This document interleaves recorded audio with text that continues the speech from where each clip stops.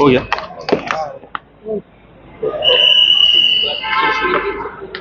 Sir, बड़ा नक्सली operation हुआ है गरियाबंद उड़ीसा के बॉर्डर में। 16 से ज्यादा नक्सली मारे जाने की सूचना मिल रही है। छत्तीसगढ़ अच्छा काम कर रहा है नक्सल मुक्त।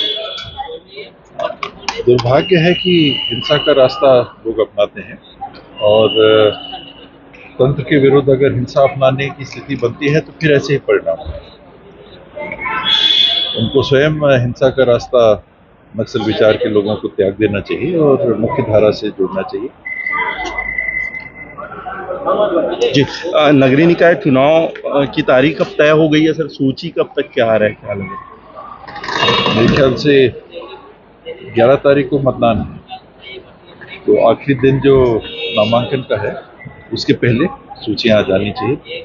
सारे साथी हैं वो संगठन के अपने अपने क्षेत्रों में काम कर ही रहे हैं, मीटिंग कर रहे हैं।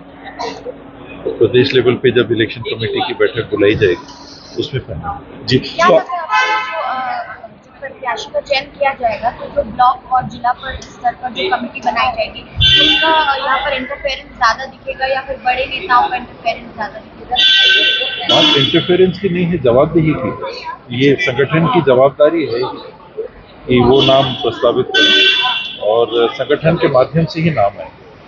और जो सीनियर लीडर्स होते हैं, जो सेंट्रल स्टेट इलेक्शन कमेटी के सदस्य होते हैं, वो स्क्रीन करते हैं। उनके पास कोई और फीडबैक है, बात संगठन से ही हो। मध्य प्रदेश के प्रदेश अध्यक्ष सर जीतू पटवारी, उनका कहना है कि कांग्रेस में कुछ लोग कैंसर की तरह हैं।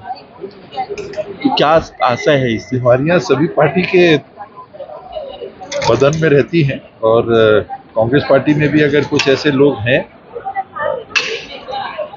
जो काम अच्छे से नहीं कर पा रहे हैं या किसी का नकारात्मक पहलू है तो ध्यान रखती है। हर पार्टी में ऐसी तो बीमारियां ज्यादा बढ़ गई है लग रहा है सर? बीमारियां नहीं, हमको लोगों से जुड़ के परिणाम परिवर्तित करने हैं जो होंगे। अगर लोगों से कांग्रेस पार्टी जुड़ी रहेगी तो कोई कारण ही नहीं है कि परिवर्तन नहीं होगा। और ये होना निश्चित है, परिवर्तन होना निश्चित है। परिवर्तन होना है, इसलिए हम बैठे रहेंगे तो विलंब होता है। लोगों के साथ जुड़े रहना होगा, परिवर्तन होगा। 80% जिलाध्यक्षों को भी बदलने की बात की जा रही थी। अभी तक सिर्फ 3 जिलाध्यक्ष जो हैं उनके नाम ऐलान हुए हैं। अब चुनाव की तिथि तो कब तक बदले जाएंगे या फिर चुनाव की बात? इसमें जो चर्चा थी वो ये थी कि रिक्त पदों को पहले भरना है। तो जो 3 जिलाध्यक्षों की आपने बात रखी, ये तीनों रिक्त थे स्थान, काफी समय से रिक्त थे। तो रायगढ़ में, मुंगेली में और जगदलपुर, ये 3 जिलाध्यक्ष अभी मनोनीत हुए हैं। ऐसे ही चर्चा है और डायरेक्शंस भी थे कि ब्लॉकों के भी या अन्य पद जो रिक्त उनको पहले चरण में भर दिया जाए और उसके बाद कहीं कोई बहुत आवश्यक हो, परफॉर्मेंस नहीं है या कोई छोड़ना चाह रहे हैं, काम नहीं करना चाह रहे हैं, तो वहाँ भरा जाए। बड़ा परिवर्तन अभी पार्टी निर्णय लेगी कि अभी करेगी या नगर निगम में सर जितनी भी सीटें लगभग सारी जो है वो कांग्रेस के पास है।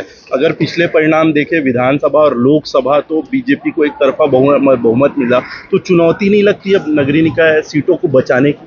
निश्चित रूप से चुनौती हमेशा रहती है, कोई भी चुनाव आसान नहीं रहता और इस चुनाव को भी चुनौती के रूप में हम लोग लेके चलेंगे। बेहतर से बेहतर परिणाम पार्टी के पक्ष में लाने के लिए पहल करेंगे।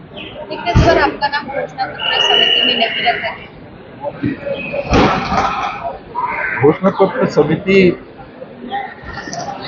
एक सीमित कार्य के लिए रहती है। मेरा सौभाग्य है कि मुझे पॉलिटिकल कमेटी में रखा है। ठीक है।